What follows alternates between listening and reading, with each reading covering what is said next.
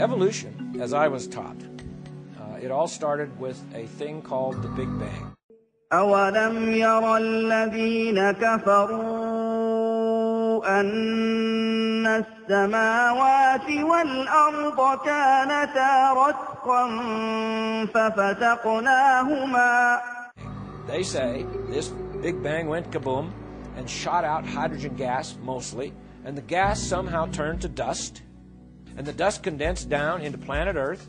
The evolutionists say it started dry, and then over millions of years, volcanic activity produced the water, and then in some little pond of this water somewhere on planet Earth, these inorganic chemicals got together, and they were zapped by some kind of X-ray or something else, and all of a sudden you have this little speck of life. And they say that was about 3.5 billion years ago.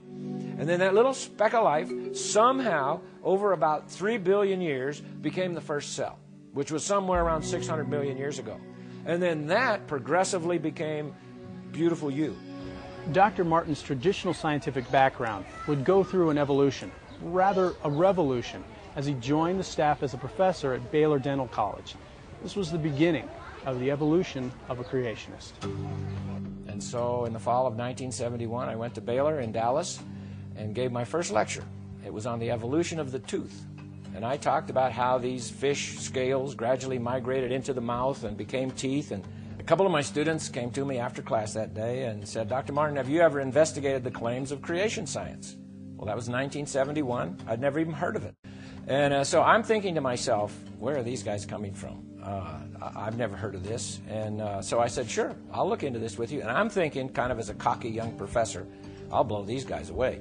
Well, they asked me to start studying the assumptions that the evolutionists make. And in all my years, 8 years of scientific education, I had never had a single professor tell me about an assumption. And so we started looking at the assumptions. And I began to realize they're making some claims here that really the assumptions aren't valid when they tell us rocks are very old and all these kinds of things. And then they asked me to start studying some animals and see if I thought that animal could evolve. Well, the first thing that we really studied together was this little bug called a bombardier beetle. And this little insect, it's about a ½ inch long, and it mixes chemicals that explode.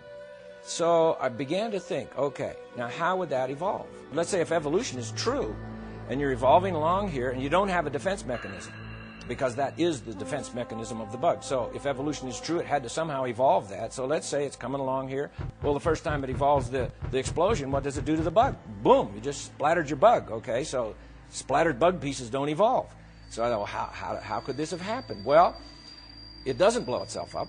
It has another little factory inside itself that manufactures chemicals. A chemical acts as a catalyst so that when you squirt that chemical in with these other chemicals that are like in neutral, you get your explosion. Well, the first time it manufactured that little chemical, here it goes again, blew itself up again. But it doesn't. Why? Well, because it has like an asbestos-lined firing chamber. And even then it would blow itself up if it didn't have somewhere for the explosion to go. So it has like twin tail tubes. And it can aim these tail tubes all the way up, out the side, out the front.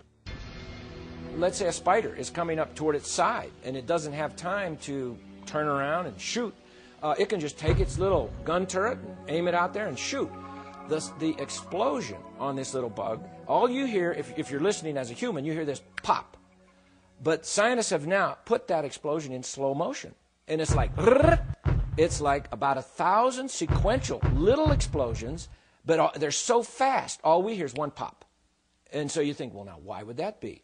Well, that was a curious thing for the scientists that study this little bug. A lot of them at Cornell University, some other places. And what they discovered was that if it was just one big pop, the little bug, if he's shooting like a spider, let's say over here, and he goes room, bang, and shoots it, he's going to pop himself right out of there. It's like lighting a burner on a jet engine. So he's out of there. But as long as it is a sequential explosion with his little legs, he can hang on. How would evolution explain a sequential explosion?